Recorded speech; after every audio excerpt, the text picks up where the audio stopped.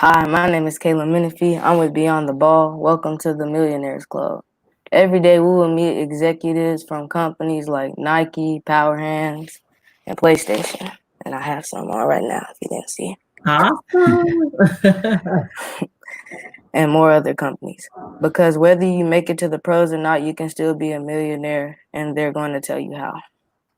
Oh, and don't forget, you can earn points for like PS4 gift cards, Xbox gift cards, what else? Power Hands gear, Chick-fil-A, gaming headsets, and all other prices in the shop.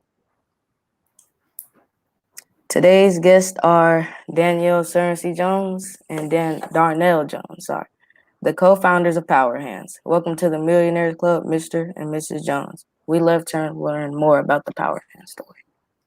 Thank you, Caleb. We appreciate you having us. Yeah, thanks for having us. We're happy to be here. One of the best hosts I've ever seen. Thank you. So my first, you want to go? No, go ahead. So my first question I had is, what is the key to innovation, and how can we be innovators at our age? And if there is a certain age, what age will that be? Wow, that's a great question. You want to take that first? Sure. I think the key to innovation is thinking outside the box and solving problems that could be everyday problems or could be rare problems that we face, being able to solve those. But as far as age, I don't think there's an age. I think, innovation can be solved at all ages, but you've got to make sure you're solving for some need that there is. Yeah, and I think I agree with Darnell. One, from an age perspective, we see so many more entrepreneurs that are becoming millionaires and having a legacy at such a young age, from YouTube sensations to those who have their own businesses to nonprofits. You have to just make a decision that here's what my plan is going to be early on. That doesn't mean it's going to distract you from doing the things that kids would do and take away from your childhood. But you're starting earlier with setting up your legacy, because what our goal is to make sure you guys are much wiser than we are, and that the next generation is wiser than the generation before it, right? So you should be starting earlier. And then piggybacking on what Darnell mentioned regarding trying to solve a problem, I think it's mindset, right? So never be complacent about what currently exists. If you're on a basketball court and you're using a MacGyver-like technique, which Darnell will tell you about how our first training product came about, then think beyond, I can just use this and put it together. What if this was a real product that could benefit thousands of people? If you're on the football field, same thing. If you're in the classroom, same thing. If you're at home and there are things that you think of, don't just think of a Band-Aid. Think about, do your research if it doesn't exist, and then there could actually be a go-to-market strategy with a very viable product and company that you could be the inventor of. Thank you. Oh, and when you were talking about like what problems, like, are there certain problems that you're gonna face? Let me count the ways. Now count the number. So I think, and just to add a little bit to that, the problem could be based on someone playing a video game. It could be based on driving your car a certain way. The problem really is, it could be amongst anything. It could be, limitless, right? And it doesn't literally have to be just a problem. It could be something that's already created and you're just making it better. You're making it easier. You're making it faster. You're making it more streamlined. You're improving upon what it is. There's a quote that says you don't have to reinvent the wheel. You just put a spoke on it, right? So I think the innovation part, solving a problem could be, the problem is we've done it this way for so long. Here's how it could be done better, right? Or you find a new problem, right? And if you play video games and you're sick of holding the controller like this and you want to create something to hold your hands up so you don't have to hold your hands up, that could be a problem, right? Or you could go completely technologically into it and you could solve the way a computer runs. So the problems are limitless. So it's either really improving on those innovations or creating a brand new innovation. Okay, I got that. Yeah, and I would agree. And the other quote that always comes to mind is, inventors are crazy enough to think that they can change the world. And so as you're thinking of these problems, you actually truly feel that this would be something that could impact other people and change the world. And you have to keep that mindset, because going back to your question of, are there going to be problems? There's going to be problems to solve, but there are going to be problems that you face. When you're building a company, when you're bringing a product to market, you're going to always have someone tell you no more often than you have them tell you yes. So that's what we really want you guys to be mindful of and ready for. I see your family in the background admiring you. Is the resilience, right, that you're going to have as an innovator and an entrepreneur. That's key. Mm-hmm. Thank you. What is it like being a minority-owned company competing with brands like Nike and Under Armour? It's an interesting world, right? We are humbled to be in this space, and we're also aware and realistic that this space of sporting goods, of product tech, is dominated by the big three: Nike, Under Armour, Adidas, and then you've got Puma if you want to continue in others. And typically it's big company owned. And so we are founder owned, and that's very rare. We don't allow that statistic to stop us from moving forward, because you could. We don't have, when we started out and launched the company 6 years ago, obviously we didn't have millions of dollars to pour in the company. We did not have tons of people and resources that a Nike and Under Armour or Adidas has, but you're so passionate about the vision that you've been given, about the proof of concept for innovation in a product with the problem that it will solve, you then build a business framework around it. So yes, it's intimidating, and it was intimidating playing in that world, but you create your own best practices. You also learn from others along the way. Nike is amazing. Under Armour is amazing. Adidas, they do some things really well. So you learn from those things, and then they actually learn from us because we're creative and we're scrappy. And that allows us to move forward as well. So again, you notice them, you play in the world, but you don't let the fact that they're a big company intimidate you from moving forward with your own innovation. Okay. Now I was going to say, you didn't finish. I was going to say, so on top of that, like, do the companies like comment on your products or say anything about your products? Great question. Have any companies said anything? Yeah, we've actually sat, at the table with some of those companies that we just mentioned to you, and we collaborate with them. And so that's the goal, right? When we look at our current climate, we don't compete with those brands. We compete from a dollar perspective, because at the end of the day, your parents, and when you get a job, you only have so much money that you're bringing into the household. So as an entrepreneur and a company, we're all competing for that mind share of the dollar, but we complement them. So if there's a Nike basketball tournament, or if there is an Adidas football tournament, 7-on-7, we can provide benefits on the training side. They worry about apparel on the game day side. We then complement on the training side. So it really is a push and a pull as to the benefits that we add to an overall athlete, and the overall community from a fitness standpoint as well. Oh, okay. Thank you. As a husband and wife team, how did you combine your sports industry and business expertise to build Power?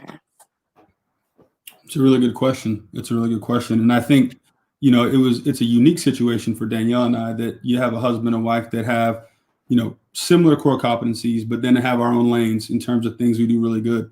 And it really just worked out. We'll say it's God's plan that our core competencies complement each other very well. So I, of course, had the basketball and the sports experience, being a former professional athlete and using different training mechanisms and understanding how athletes would use them. And Danielle had the business experience and expertise, to kind of run a business, to move a business forward, and to take an idea and really kind of help it flourish. So for us, it was unique, and we were just lucky enough to find those core competencies that balance each other out.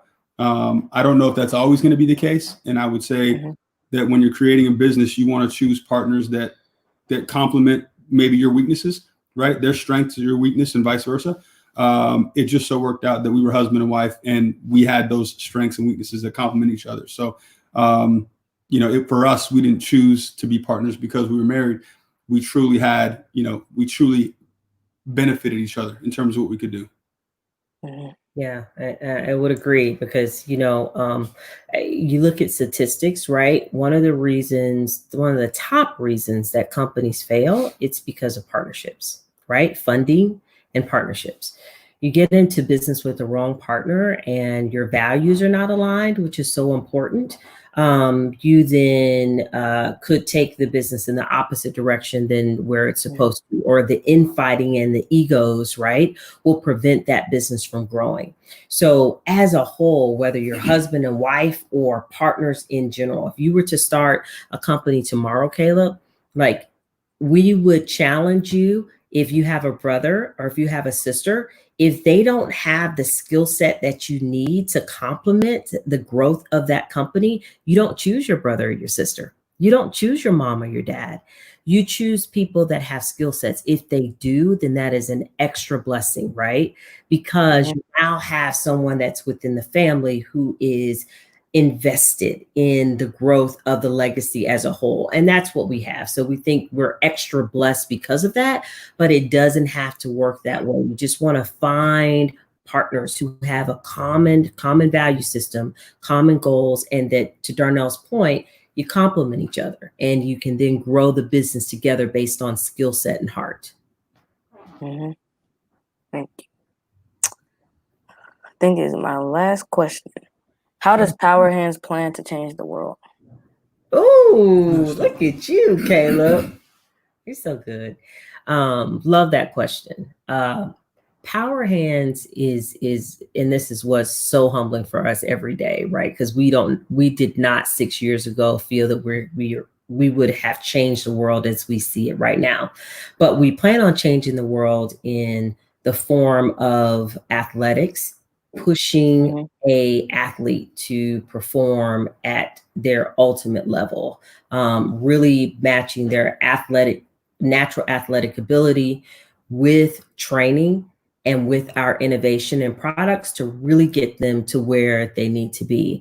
Then the fitness community. I mean, it's an $80 billion market, Caleb. And we realize that, on the athletics and the fitness side, we can touch over 200 countries and benefit them. So we want to be a global company, and we also want to help create fit communities. And then on the technology side, we realize that we have a product line that can fit into technology that can help measure the performance, give people feedback. We love feedback, right? That shows us that we're progressing.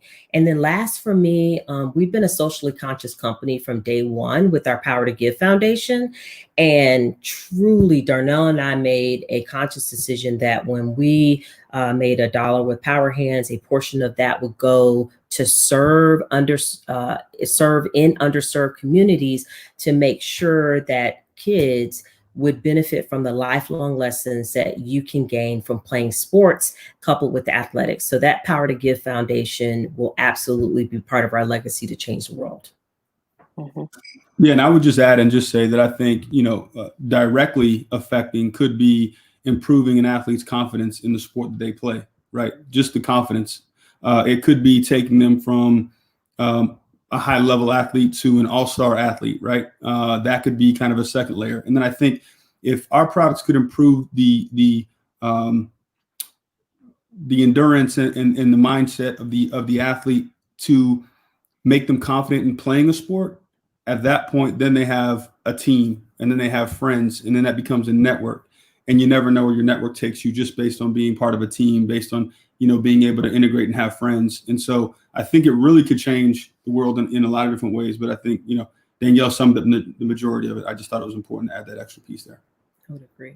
One of the questions I want to ask was, does Power Hands only cover basketball or other sports? Multiple sports. We started out in basketball, and with our first patented product, the anti-grip weighted gloves, which are, these gloves here. So there's an anti-friction material here, and there's weight from the wrist all the way to the fingertips, and it's part of our patent. And then a dribble sleeve that we have that covers the basketball, which is another. And then quickly, we realized by leaning on the expertise of some of the other professionals and youth and doing some test marketing, we found that our gloves had a place in football. So then we tested and applied the application for football from, any skills position, from a wide receiver to running back to defensive lineman, etc. Boom, you can use power hands for hand speed, to impact your overall kinetic chain, overall human performance. Then baseball and softball, we changed the product to fit the ergonomics of that. So it's like a batting glove, but then it has weights on the side, on the back of the hand. So again, for hand speed. And then we changed the gloves that you have on right now. Those are fitness. So, yep. So fingerless fitness glove with gel padding, right? And grip. So you can grip a bar, you can do yoga, etc. So yeah, we cover 5 major markets in sports, and we have a property of rehabilitation. Because if you think about our products with the principle of overall performance and weight and resistance, like our 10-pound bodysuit that we have, etc., you're not only strengthening, but you're strengthening to prevent injury. And then what if there was an injury? You could also use our products to help you regain, right, that strength and that conditioning back of certain muscles as well. I think you hit it. Covered. I was gonna ask, is there any thing that I didn't cover that y'all want to talk about? I think you should definitely give your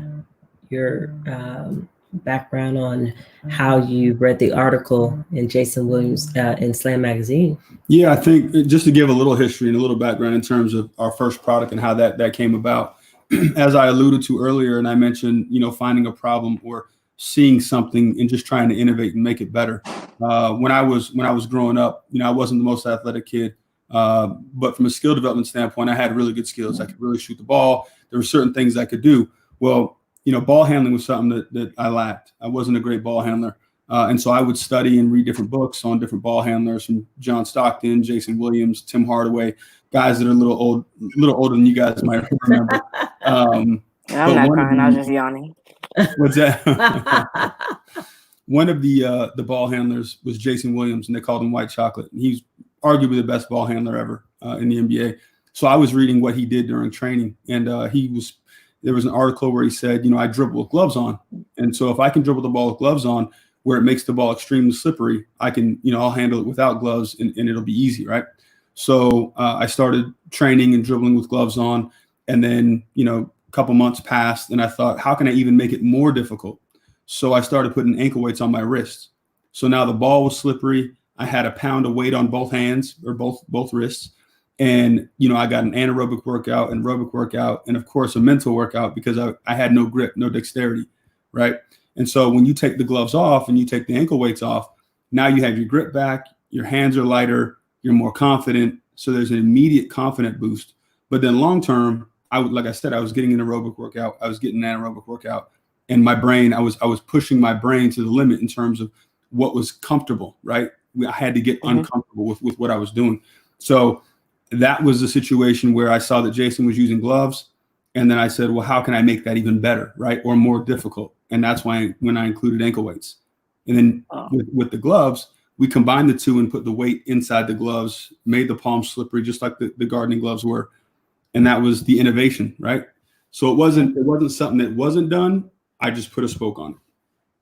Oh, thank you. Is there anything you wanted to say?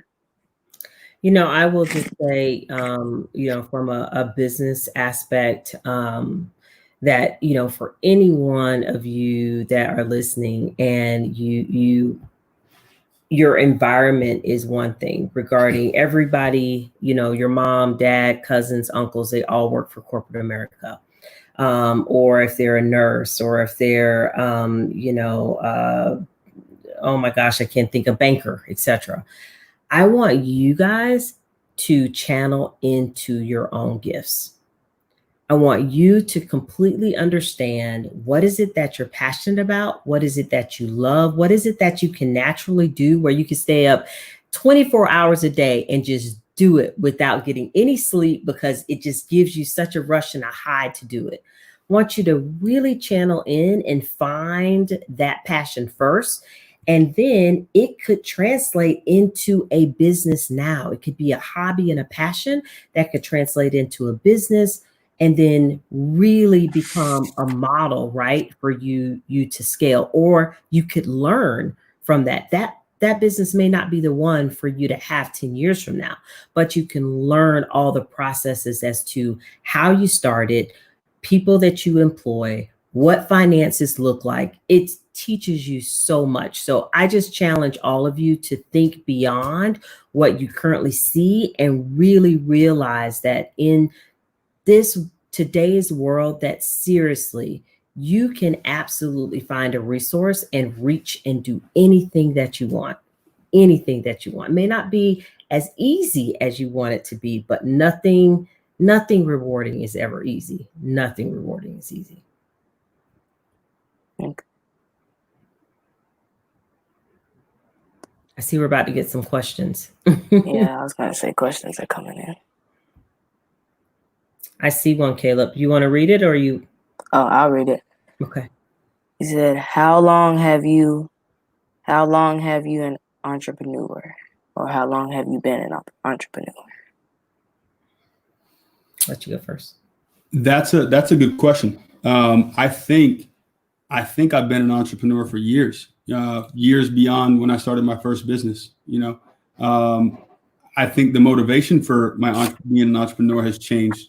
I think initially I might have been doing it to buy basketball cards, right? If I needed a couple extra bucks, I may have sold pencils or sold different things to go buy basketball cards. Whereas my entrepreneur today was really to make an impact, right? Really to improve people's lives, improve their games, improve their health, improve their fitness. But I can't even tell you when I started to be an entrepreneur. I guess a legal entrepreneur, what we would consider entrepreneur, that was maybe 2009, 2008. So what's that? 18 years? Is that right? No, 10 years? 11 years. 11 years. 11 years for me. Yeah. Well, the reason I think that's such an interesting question is because I want to make sure that everyone understands that the word entrepreneur, you don't have to have a company in order to be an entrepreneur, right? You can be an entrepreneur and have an entrepreneur mindset and everything. And I totally think you do. So if you're in corporate America, you can still have an entrepreneur mindset. If you're in college, you can have an entrepreneur mindset in high school, right? And so for me, I didn't realize that until now, that I started with my entrepreneurial mindset back when I was a Girl Scout selling Girl Scout cookies. And when I had my first lemonade stand, right? I didn't understand that I was building those skills, right? Until then, or when I was in corporate America and I was always coming up with something new. Well, if we had one program, I was saying, well, why don't we try this in the emerging markets? Or why don't we go after this? I was then applying my entrepreneurial mindset to corporate America. So we started this business, 6 years ago. I had real estate property before then, dabbing in it, really didn't know what I was doing. But the entrepreneurial mindset, I think, was being groomed. Oh my gosh, in my early years. I just didn't know it. And so that's what I want to share with you guys to tune into what that is. Okay. Well, I think that answered his question or her question. You're like, it should, because that was a long answer. Let's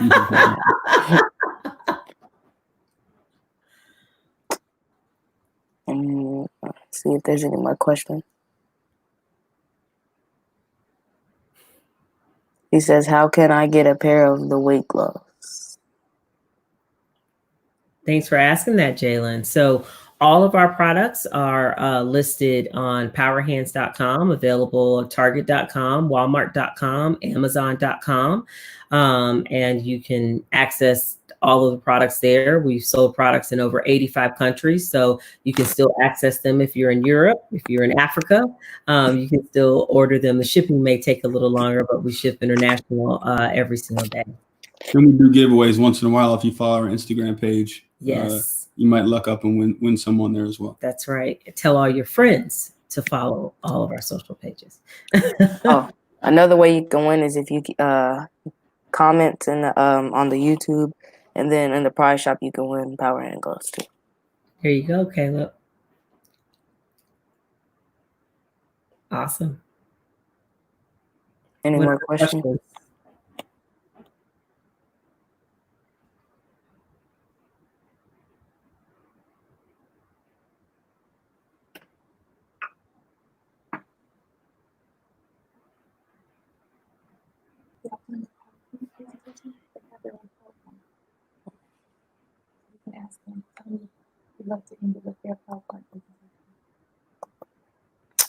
So if there isn't any more questions, we could end it with the PowerPoint presentation if you wanted to. Oh, okay. We'll just, we'll run through that real quick just so they can see some of our products. All right, and so this first screen just focuses on the fact that if you think about who Power Hands is, right, we're a global athletic training product tech company that focuses on performance products with a technology platform and education, right? We sell most of our products through trainers and performance centers, et cetera, that train and teach. Go to the next slide. Excuse me. So this slide, when Darnell mentioned the problem, right? And so this is really talking about like, why does Power Hand exist? Because I don't know if you guys knew this, but the number has actually gone up a little bit, but there are 30 million youth that play sports on average every year. Huge, right? Across multiple sports verticals. That's an arena filled with a lot of people. There's some youth that, of course, go through the season without getting hurt, and there's some that do get hurt. And then when you look at the performance, the injury recovery and injury prevention side of things, we then want to marry performance and injury prevention to come together to take care of all those 30 million youth that are playing sports all the time, as well as the fitness community, to really say, here's how you stay in optimum performance when you add Power Hands innovation to your product. So that's pretty what that slide is kind of telling you. Go to the next one. Same thing what I just said. You can move on. I think this goes to sum up. This is Darnell. He kind of gave you a high level overview of his background, but I think it's better because he'll cheat himself. So I'll quickly give his background and maybe he can give mine. Darnell excelled in multiple sports, chose basketball as the career path, played professionally after several injuries, and decided to move from playing on the court to being an innovator of products, of course, that you see today. Has a kinesiology background, as you see, the Sacramento Kings, went to the Kings summer camp, etc., played for the D League, and just has an array of business, marketing, and an engineer mindset that is incredible. Is also the father of 2 young kids, and has a wife. And he used to have hair.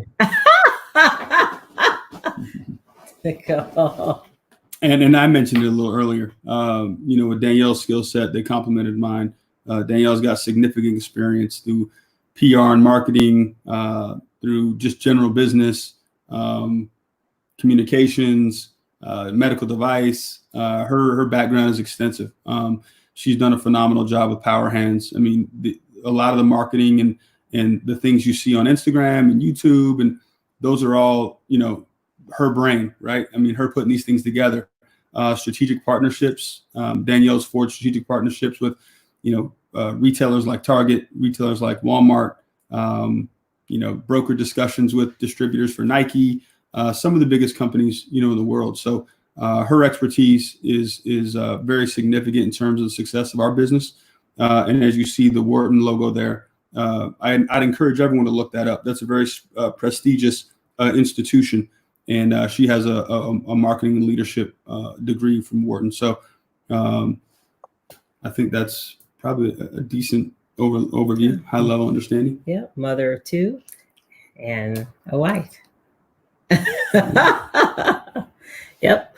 Okay. You can go on to the next slide real quick. All I want you to do is look at the gold. $144 billion total market. That's why we play in Power Hands today, right? Because the market size is huge. You don't want to create a product in a market that is only $1 billion for, $1 million for the total market, right? You don't have a lot of people to sell to. So move on. And this is just saying the business model, right, is so important. You have to set up your framework. I don't care if you're selling hair care products, if you're selling gum, if you're selling Power Hands, if you're selling shoes. You have to have a business model that is sustainable, that is repeatable, and that people like. Because if they don't like it, they won't purchase from you and they won't keep coming back to purchase. So ours is product, ours is technology, and ours is education. Okay. Here's some of our products. You saw our weighted glove collection. We also, in prototype phase, we have our rehab gloves. We want to treat upper extremity issues. So if you have a hand and arm injury, we have the next generation product that we feel will take the place of clay putty, of resistance bands, etc., to truly help you get better faster and be able to track that as well. That's our 10-pound, the Power Suit 10-pound weighted full resistance bodysuit, the only patented product that's on the market, and the Power Fit gloves, the fingerless padded grip gloves that Caleb has are fitness gloves. And if you can see on there, it talks about our margin, right? This piece is very important. Yet again, you don't want to create or sell technology or a product where you have a very little margin, because if you have a very little margin, that means you can't make any money in the company. If you can't make any money in the company, you can't sustain. You can go to the next slide. All of this stuff talks about our distribution model. So why that's so important, right? Say you want to sell gum. Well, you can't just sell gum through your Facebook page. You need to think about, how can I reach more people? So what we've done is we've created a distribution model that says, I can sell Power Hands products online through all my social channels, and then I can partner with the big retailers and access their marketplace and sell our products online. And then here's another amazing thing that I'm so proud of our team for doing, our affiliate program. So not only do we sell our products online through retailers, but we also partner with coaches, trainers, influencers, and that's our affiliate program. And now we have almost 400 people that are promoting and marketing our products, right? We go to trade shows, etc. So again, what the key thing that I want you to listen to and understand from this is, you cannot choose one channel to sell your product. The thought process is, what can I do to create a bigger reach that creates a speed to market to get my product out there faster and sooner in more hands? We can go to the next slide. I'll let you talk about that. Yeah, so this is some of our milestones. I think this is something that, you know, is special to Danielle and I, because when you venture out and start a business, you have certain milestones, you have certain markets, you have certain retailers or what have you that you really target and you really want to capture. And I think looking at some of the logos, being able to, for us as a startup and a small business, to work with the likes of, you know, the NBA or the NFL or Target or, you know, NBA teams and college teams, that's a big win for us.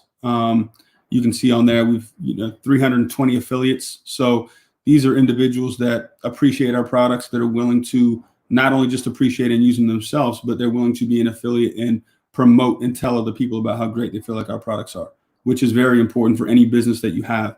Word of mouth is the best form of advertising for any business. over, I think this is 70,000, but we're well over 90,000 units sold at this point. We've done over 100 youth camps, several trademarks, several patents, very important piece as well. As you look to create a product, or if you're creating an actual product, making sure you have protections around it, whether it be, a patent on that product or a trademark around your logo that you're going to put out to the world and make famous. You want to make sure you're protected and that it can't be stolen. So that's something you certainly want to take into consideration. And then selling in over how many countries? Over 86. Over 85 countries. I mean, again, I'd be lying if I said I even knew there was 85 countries a year ago. So and now we know it's over 250 countries. Right. So being able to have products in countries like Qatar or countries that we may not ever visit is a humbling thing, and obviously it's part of the mission and the goal that we had is to touch as many people as we could. So yeah, you can go to the next slide. That's it. That's the last one.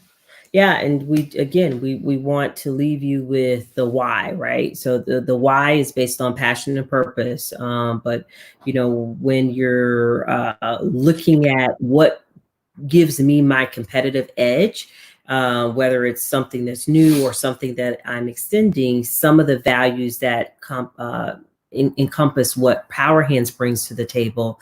We play in multiple industries, Caleb, as you mentioned earlier. That's huge. We're scalable. We've sold in over 85 countries. We have a wide range for our distribution model, and our market size is huge, $144 billion. We have a consumer goods product, a tangible product, right, that we can integrate with tech solutions, high margin business, low barriers to entry and competition. We really have done a decent job with having an overall comprehensive strategy that hasn't been able to be duplicated by a lot of small businesses. And we have a clear exit.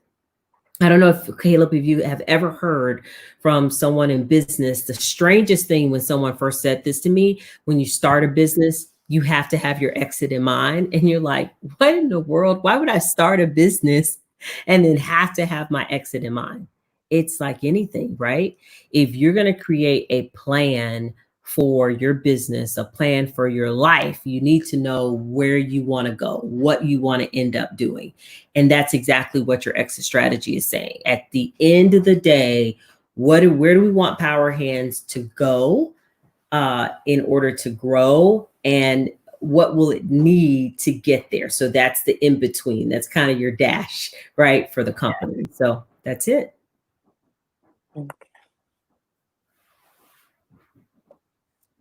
Well, is there anything else we need to go over? No. You guys were awesome. We want to thank Power Hands for sponsoring today's live stream. The Power Hands takeover include a 10 a.m. skills trainer with Tristan Ellison, our 12 p.m. Mamba Mentality book club with Irv Rowland, I think, and now the Millionaires Club with Mr. and Mrs. Jones. Thank you so much. He said, I'd like to know what I need to do to be successful. Don't worry so much about the success and just focus on what you're passionate about and just do it as good as you can do it, because the success is a metric that you can't put a level of you won or you lost, right? Success it's very subjective. No one can really define what success is besides you. So don't worry so much about the success and just focus on what you enjoy and do it as good as you can do it. And put the right mentors and people around you to help you, do whatever it is that you're doing you enjoy. I would agree. I used to measure success as money. And now that I'm older and wiser, I measure success as peace and happiness, right? We hear people talk about freedom that comes with the peace and happiness. So really channel into what gives you that peace, that happiness and freedom, and not so much the money. And success is something that you're always chasing. It's not a destination. And then we see the last question is what separates your products from competitors. And I think we touched on some of that. The first is the the IP is so important, intellectual property. So really protecting ourselves, right? Two is certainly the proof of concept. We created products that are functional products that work, that help people get better. So they're not gadgets or gimmicky products, because they wouldn't have been around for 6 years. So that's very important. And then what else do you want to add to that? I mean, that's the primary uniqueness. I think we've done something where we combined, things that were just in their own space. We combined them and made them one. But I'd say the uniqueness is the intellectual property that we have. Yeah. Any more questions?